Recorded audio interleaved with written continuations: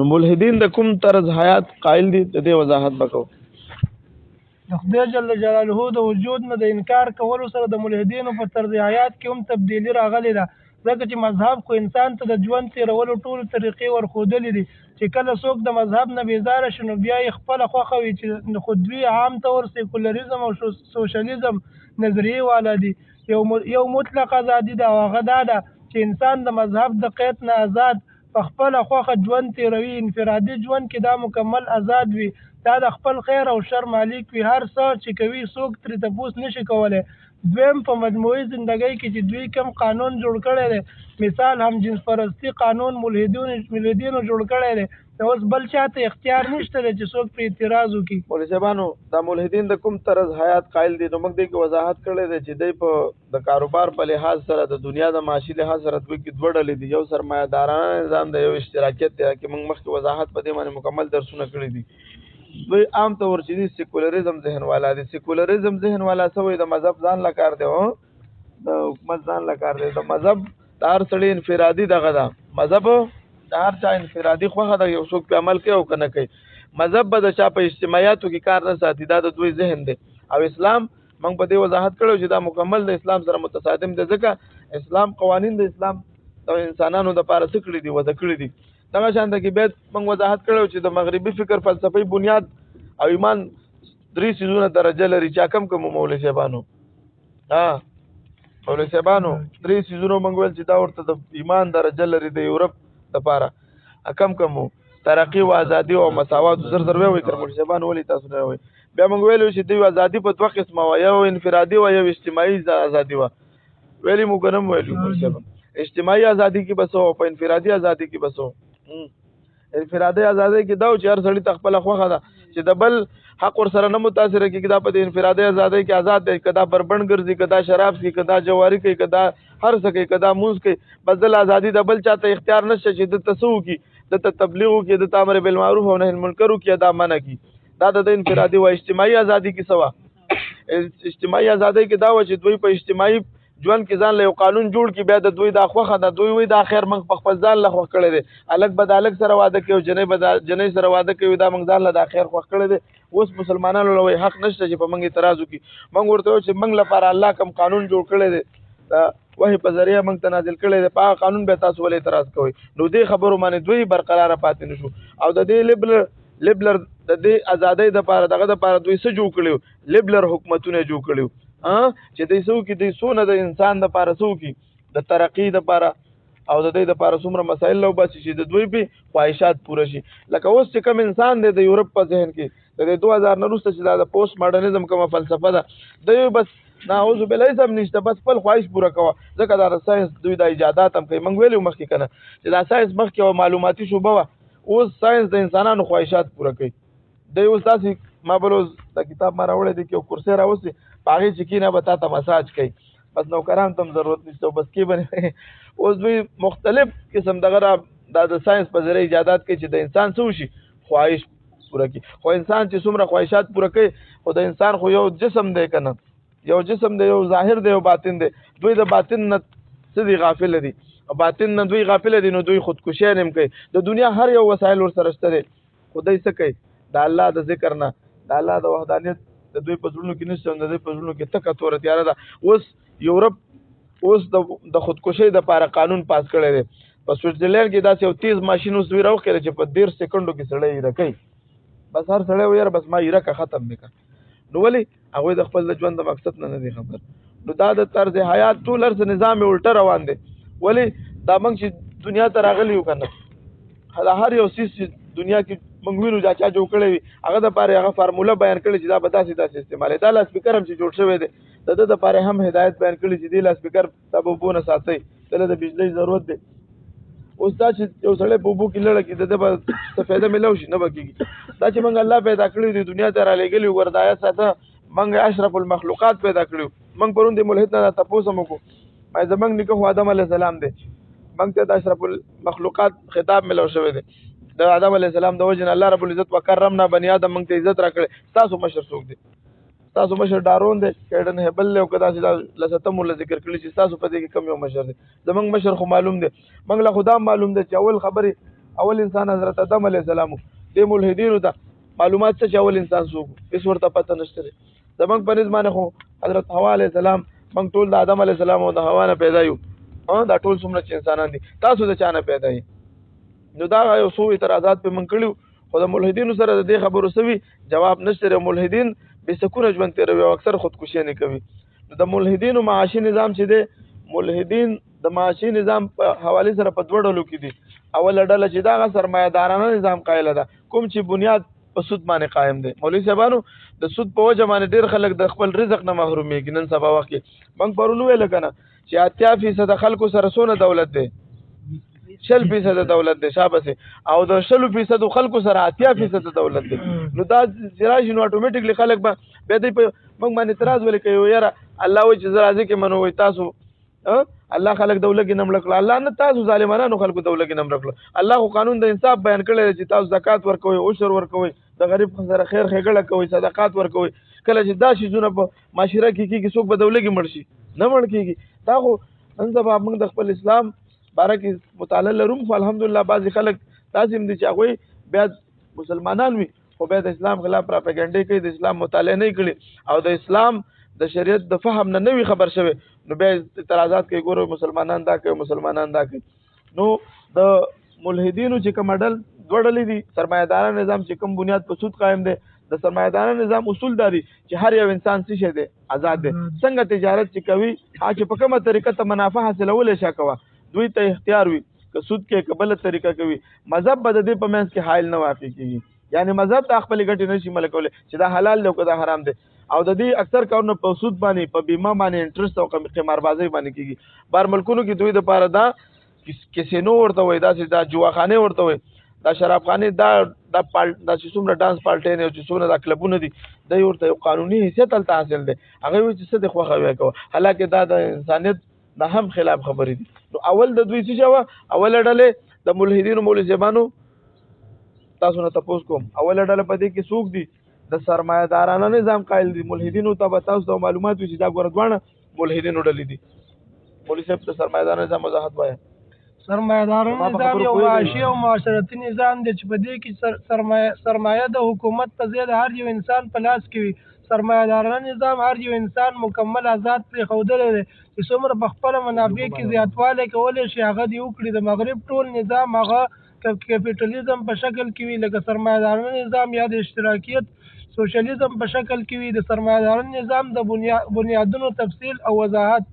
د سرمایه‌دارانه نظام اول بنیاد په سود باندې قائم دی دا ټول په سود باندې قائم دی مالدار ورځ په ورځ مالداره کېږي او غریب ورځ په ورځ غریب کېږي ځکه دې تاجرانو سره مکمل اختیار وي چې په کومه طریقه خپل مال کې زیاتوالی کولی شي دې ته اختیار دی نو دوی سره دا ازادي ده دوی سود کوي او د نور انسانانو سره ظلم کوي دوستانو د دې په وجه باندې نن په ټوله دنیا باندې سرمایه‌دارانه نظام دی سرمایه‌دارانه نظام په وجه باندې ډېر سخت ظلمونه کېږي روان دي د دې ختمولو دپاره دوی څه کړي دي یورپ دا انجیوګانې راوښتي دي ما تاسو ویل کنه دوی دا انجیوګان راوښتي دي چې زمونږ په دې خباثت باندې دوی پرده واچي دوی به راشي وګوره موږ انجیو سره دا وکړو بل ګیټ دا وکړو پلانکي دا وکړو پلانکي دا وکړو دا خیراتي ادارې دا خیراتي تا ته چونګې هم نه درکوي ستا د پاکستان ستا د مسلمانانو ټول وسایل دی خلکو وړل دوی چې په عراق باندې راله سونه د وسایل یې وړل په افغانستان نه دوی سونه وسایل یې وړل دا ستا د ټولو دنیا مسلمانانو ملکونو وسایل دا خلک خوري زمونږ حکمرانان ټول د دوی په قبضو کې دي دوستانو د دې سرمایه‌دارانه نظام په وجه باندې دوی زمونږ ټول وسایل موږ نه لوټ کړه او بیا موږ له دغه خیرات راکوي او ذلیل کوي ورپسې بیا خلک یې صفتونه هم کوي وګوره چې یورپ دا کوي او موږ دپاره یورپ دا وکړه یورپ ستا په پیسو باندې ستا بجلي د تا باندې په 22 روپۍ باندې خرڅوي تا باندې 13 روپۍ خرڅوي واپس درله پکې 4 نور خیرات درکړي ته خوشحاله والله لکه عمران خان چې 15 روپۍ 10 روپۍ پټرول ګران کړي او سبا یې ورپسې واپس اتانې ارزان کې دونه خوشحالي نه ورته کوي والله اتانې ارزان کړه روپۍ ارزان کړه وګورئ دا وګوره دا ډېر په حکمت عملۍ سره در باندې ګرانوي نو زمونږ ټول نظام زمونږ د ټولې دنیا مسلمانانو وسایل د دې خلکو په لاس کې دي او دوی بیا څه کوي دا خباثت په انجیوګانو باندې ختموي دویم بنیاد د سرمایه‌دار نظام دویم بنیاد کاغذي نوټونه او کرنسي مولوي صاحبانو ډېر اهم سبق دی دا د یورپ په معاشي نظام باندې به تاسو خبر شئ دا به ضروري یادوئ په یاد دا یاد کړئ دوی د دنیا نه معدنیات سره زر او سپین زر راغونډ کړل او د دې په ځای ورته کاغذي نوټونه ورکړل او اوس یې ورته بلاک چین کرپټو کرنسي دا تاسو پیژنئ مولوي صاحبانو موږ پکې کار کړی دی کرپټو کرنسي وایي دا ډیجیټل روپۍ ده یو وخت کې دا اول د 100 کاله مخکې د 1920 نه مخکې په دې دا عرفي ثمن هم نه و دا عرفي ثمن هم نه و دا کاغذونو لوټونه چې زموږ جب کې دي اصل دغه به معدنیات به یا به سره زرو یا به سپین زرو په دې اجناسو به تجارت کېدو اجناسو باندې به تجارت کېدو دوی کاغذي نوټ راویستو بانک کې راویستو اوس یې وکړه کرپټو کرنسي راویستله لږ وخت پس به یا ژوندي به ټوله دنیا به دا لاګو کېږي او دا ټوله دنیا دا کرپټو کرنسي چې په موبایل کې دننه پراته ده دې کې بار نشته بس هغه مخامخ کې به او ټس بس سودا به کې او بس پیسې در سره اوس ورته بار ملکونو کې دغه هم راوښتي دي ای ټي ایم ماشینونه هم ورته راایستلي دي دا کرپټو ځان دا یو نظام دی دا ټول ستا یاد ساتئ چې تر څو پورې موږ خپل ځان نه بدل کړی که نه تاسو موږ د یورپ نه ځان نشو خلاصولی دا ټول جالونه د هغوی دي موږ یې پکې داسې راګیر کړي او موږ په خپلو کې ورور پیغام بس د پراته یو بس خوبونه کوو دې لپاره کار پکار دی د بیداری پکار ده موږ مسلمانانو کې چې بیداری نه راغلی کړه نو ګوره د دې یورپ د دې تاسو چې اوس دا کم سازش دا د دې دا سرمایه‌داران نظام او د دوی چې کم دا اقتصادي نظام وی کنه تاسو سترګې غړېږي چې لکه تا ورته دغه په لاس کې دي موږ خو ځینې ناس ورور بس صرف الا الله کو الله پاک دی وخت را روان دی ان شاء الله دا د بیداری وخت دی او مسلمانان به بیره بیداره کېږي ان شاء الله مخکې زموږ کم چې د باهر نه سره وجود نه لري د بیټکاین په صورت کې د سرمایه‌داران نظام اصل طاقت بانک ته که د بانک سره 100 روپۍ وي نو بانک د 100 روپو قرض جاری کولی شي مثلا یو بانک سره 1 لک روپۍ دي نو دا د 10 لکو روپو قرضه جاری کولی شي بانک دا په 8% سود باندې ورکړي د بانک سالانه آمدنی 80,000 جوړیږي دوی سره خو 1 لک روپۍ وي د 10 لکو روپو قرضه څنګه جاری کوي دوی د چیک په ذریعہ او په نورو طریقو سره دا کوي بانک د دوی اصل طاقت ته د بانک په ذریعہ دوی سود کوي بانک د خلکو نه په لږ شرح سود سره د خلکو نه قرض اخلي او نورو ته زیات شرح سود باندې ورکوي او په ملک د کرنسۍ اختیار د مرکزی بانک سره وي او د ملکی خزانه مرکزی بانک سره وي نو لہذا سرمایه‌داران نظام کې د حکومت طاقت والا وزیر هغه وي کم سره چې د روپو د چاپ کولو ماشين وي تاسو ته معلومات شو کنه د یورپ او د دې د بانک نظام دا چا راځي دی دا د یورپ دا کرنسی نوٹ دی او دوی چې دا کم ډیجیټل دغه دی دا د سود نه دوی دا کم نظام په مسلمانانو ملکونو کې د سرمایه‌دار نظام په تور باندې دا کړی دی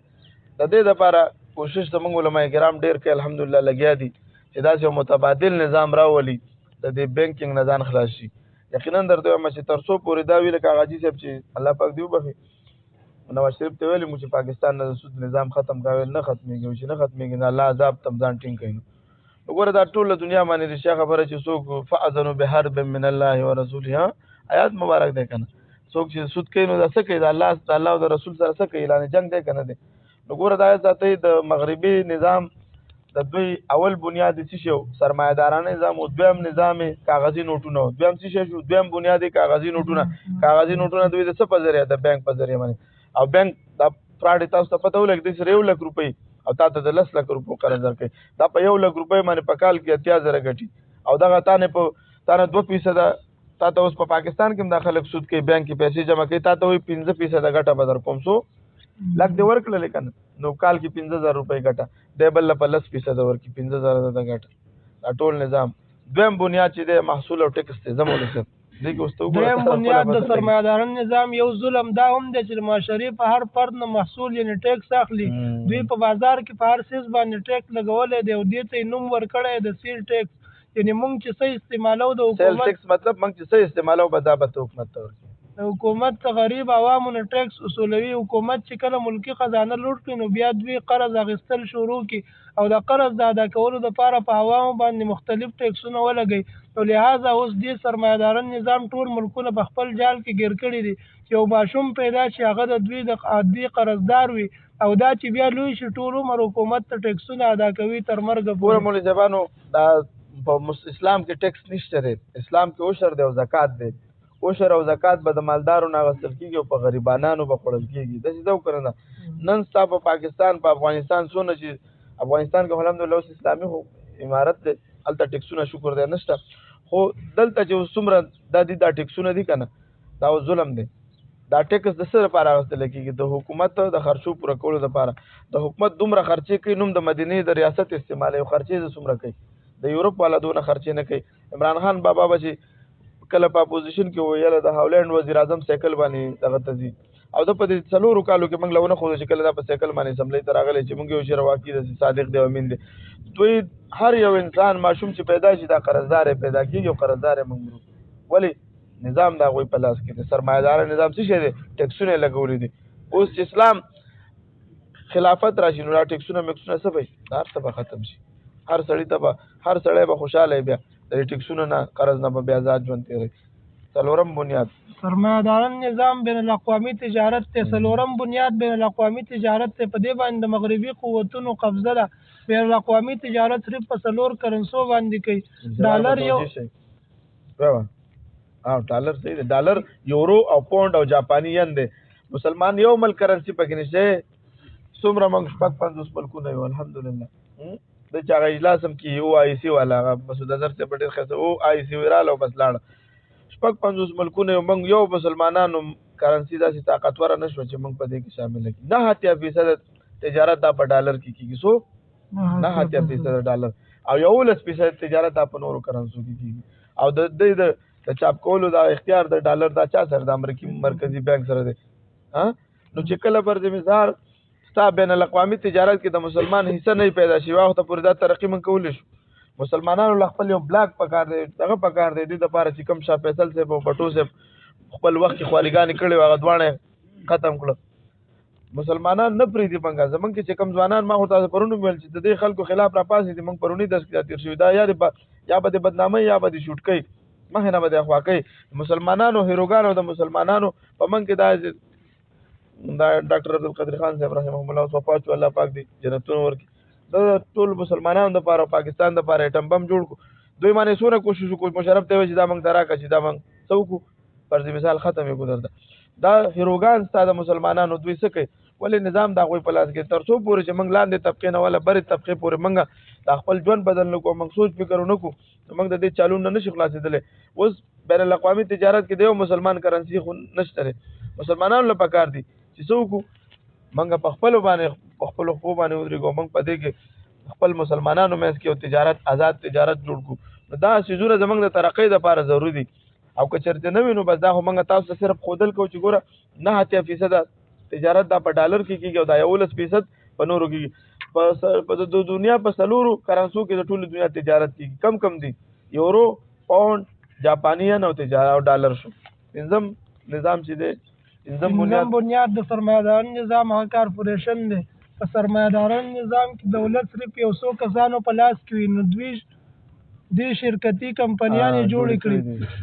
په دې کې هر یو انسان د شرکت کولی شي لیکن فیصله او حکم به هغه چا منل کېږي څوک چې د 50% مالک وي. نو غټ سرمایه‌دار د خپل نقصان نه بچ کېدو لپاره کارپوریشن استعمالوي. د کال په آخر کې د خپل حق په باره کې فیصله وکړي چې د دې کال د منافع په تقسیم کولو په ځای په کمپنۍ باندې ولګو او په دې طریقې سره نور هم مالدار شي. ګوره دا پنځم نظام دا د کارپوریشن تاسو معلوماتو شو دا کمپنۍ نه جوړي دا یو څو کسان دا کمپنۍ نه جوړي کې دوی کې بیا دا شکه دا حصہ سخلی پکې الګا زما پکې 1% شوستا پکې 2% شو. په دې ترتیب سره نظام د چا په لاس دا خو یو غټه کمپنۍ د نظام د 50% چې چا غستی دا چې چا یو 50% الریډي دا خو پکې چا پکې څومره چې چا پکې زیاته سرمایه اختیار به داغه چلیږي. هغه ویل که بس په دې کال منګه سکو د دوی د دې د منافع په دې کمپنۍ لګو هغه تم خوشاله کې چې لکه زمان پکې 2% دوه خو زیات نو زیاته پیدا چاته رسیږي هم دا چا چې پکې زیات وي. شپږم بنیاد چې دی هغه کارپوریشن دا کمپنۍ نه جوړه کړ شرکتي کمپنۍ کنه ګور دوی شرکتي کمپنۍ نه جوړ شرکت والا دا مختلف غټي کمپنۍ دي کې خپل یار سره خپل حصہ معلومه او د غټي کمپنۍ دي هغه کې یو کس څوک نشي اغسته هغه کې پارابونو ډالر کاروبار کیږي هغه کې ستا 2% 3% هغه به خپل حصہ خرڅول هم شي.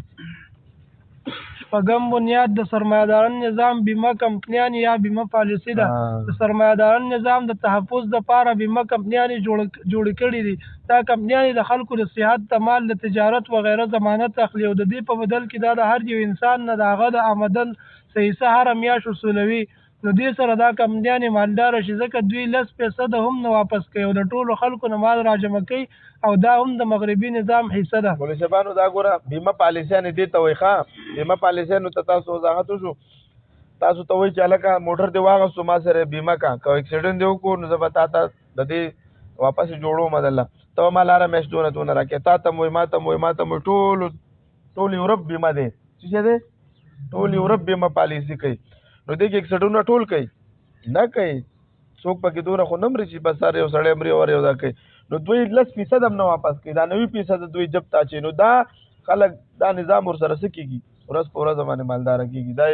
هغه شپږم بنیادي بیمه پالیسي او کمپنۍ نه وي وم بنیاد دا د یورپ بنیادونه دي دې سره مالداره کېږي ورځ په ورځ باندې وم بنیاد د سرمایه‌داران نظام هغه سټاک مارکیټ دی د سرمایه‌داران نظام یو مضبوط بنیاد هغه سټاک مارکیټ دی چې هلته مختلف کمپنیانې د خپلې کمپنۍ څخه حصې خرڅوي د دې بازار په وجه مغربي بین الاقوامي کمپنیانې د هر ملک په کمپنۍ کې حصه اخلي حصه اخیستی شي او د هغه ملک په وسایلو باندې برای راست قابض شي او په دې کې جواري او قماربازي کېږي او دا صرف د کاغذ په کرنسۍ کې که د دې په ځای د پخواني سکو رواج وشي نو دا سټاک مارکیټ به ختم شي مونږ خو یورپ د پاره مونږ وایو چې زموږ خپل اسلامي نظام مونږ دې کې ذکر کړی دی مونږ څنګه چې دوی ذکر کړی دا هغه هم ذکر کړی چې مونږ واپس څنګه په خپلو خپو باندې ودرېږو سټاک مارکیټ د دوی وګوره لکه پاکستان دا سټاک مارکیټ کرېش شو چې څنګه کرېش شي که نه په اربونو روپۍ د خلکو پکې ډوبې شي غریبانو ولې ډوبېږي دا هر څه د هغه په لاس کې دي چې د هغه په لاس کې دي ستا تجارت کې حصه نشته ستا دغه نشته تا باندې چې معمولي وړه حدث هم راشي یو زلزله هم راشي یو په معمولي سیلاب هم راشي بس روز د مسلمانانو هغه اموال څه شي بس په تاوان باندې روان شي اتم بنیاد د سرمایه‌داران نظام هغه نچکاري ده په سرمایه‌داران نظام کې نچکارۍ نظام ته خاص اهمیت حاصل دی چې کله مغربي طاقتونه د کوم ملک په وسایلو قبضه کول غواړي نو دوی هغه حکومت مجبوره کړي چې د ملک اهم څیزونه نچکارۍ دپاره پیش کړي نو دا مغربي بانکونه په ارزانه قیمت د خپلو شرطونو سره واخلي نو د ټول قام په ملکیت باندې قابض شي ستا په نن موټروی باندې قابض دی ستا په یورپ ستا په ایرپورټونو ستا بجلي ستا ټول حالانکې دا څیزونه دي د قام څیزونه یاد ساتئ قومي ملکیتونه موږ وضاحت کړی وروسته کتاب کې د دې نچکاري نشي کې دا نشي خرڅېدلی ډیم نشي خرڅېدلی ډیم دا د ټول قوم دی موټروی دا څومره چې زموږ د قوم د پاکستانی قوم چې د هر یو قوم څومره څیزونه وي دا نشي خرڅولی دې نچکاري نشي کولی دا خلک څه کوي دوی دومره دباو په زموږ په ټولو ملکونو باندې اچولی دی په هر ملک دوی څه کوي دا نچکاري کوي نچکاري څه ته وایي د هغه ملک څیزونه اخیستل هلکه دا په ما باندې ګراو کا چې ګراو کا به د ټیکس بتالې وروره سیز بستای ګیره بستای واک به د چا په لاس کې د دې یورپ په لاس کې د امریکا په لاس کې موږ داسې تړلي وو مولوي صاحبانو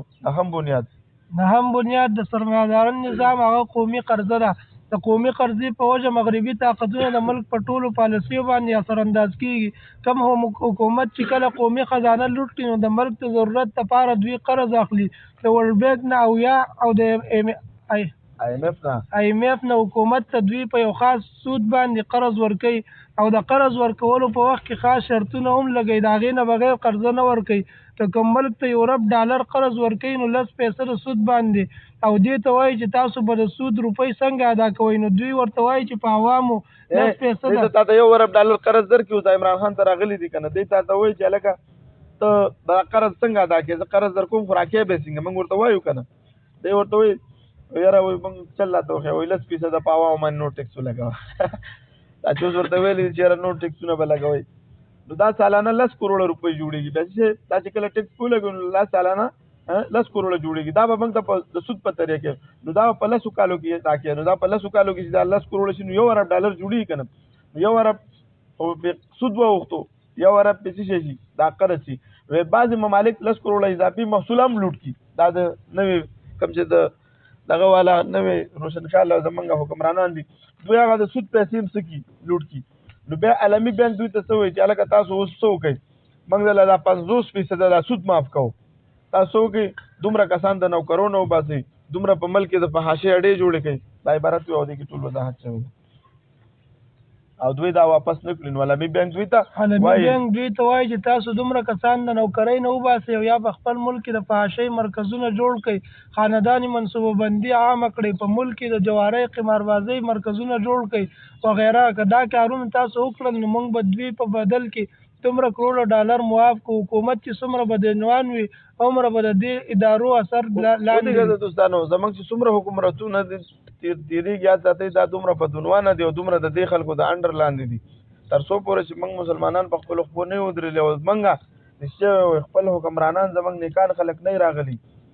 نو څه دی خیال دی موږ به په قوم په عزت سره به ترقي وکړی شو نه موږ له پکار دي چې خپل علما کرام مضبوط کړو علما کرام ورسو دې کرسۍ ته او دا حکومت دا د چا په لاس کې راشي زموږ د علما کرامو په لاس کې راشي الحمدلله چې کله راشي د علما کرامو لاس ته الله رب العزت به بیا انشاءالله زموږ د ترقۍ دغه هم شروع کېږي موږ به د قرضونو هم بیا خلاصېږو لسم بنیاد چې دی هغه قومي بچت دی د مغربي نظام معیشت کې ټول دارومدار په قومي بجټ باندې وي قومي بجټ د ملک په مجموعي آمدني او اخراجات ښکاره کوي او په دې نظام کې دوه قسمه بجټ وي اول عمومي بجټ په عمومي بجټ کې د نظام د چلولو لپاره د اخراجاتو تعیین کیږي یعنی په نظام کې د سرکاري نوکرانو او د ټول نظام لپاره آمدن تعیین مولوي صاحبان عمومي بجټ دا که نه چې لکه زمونږ دونه خرچه ده موږ سره دونه استاسو زمونږ مدرسه ده موږ له معلومات کېږي متمم صاحب ته ناظم صاحب ته شکال زما دونه طالبان دي دونه مې خراجات دي ته عمومي بجټ وایي دویم ترقیاتي بجټ دی د ترقیاتي بجټ نه مراد نوي منصوبو د پاره د اخراجاتو د موجوده نظام د چلولو د پاره هم د 100 روپو ضرورت وي نو دوی بجټ د 150 روپو جوړ کړي 100 روپۍ د اخراجاتو د پاره او 50 روپۍ د ترقیاتي کارونو د پاره لہذا د حکومت بجټ همیشه په خساره کې وي په مغربي نظام معیشت کې د امریکا حکومت په عالمي معیشت کې اول مقام لري دا هم په خساره کې دی دا په 2013 کې دی چې کله د امریکا بجټ پیش کړو کنه دا 14 کروڑ ډالر دا قرضدار یو 14 کروڑ ډالر او حکومت 14 کروڑ ډالر قرضدار یو دی ولی دی د سلو په دغه وی دی ورته 250 روپو بجټ جوړ کړي نو به چیرته کیږي دوی نه کیږي د سرمایدار نظام لپاره کې د مغرب تاثیرات شي او خنه ده بس ته واخر دعوانا الحمدلله پولیس باندې دا سبق هم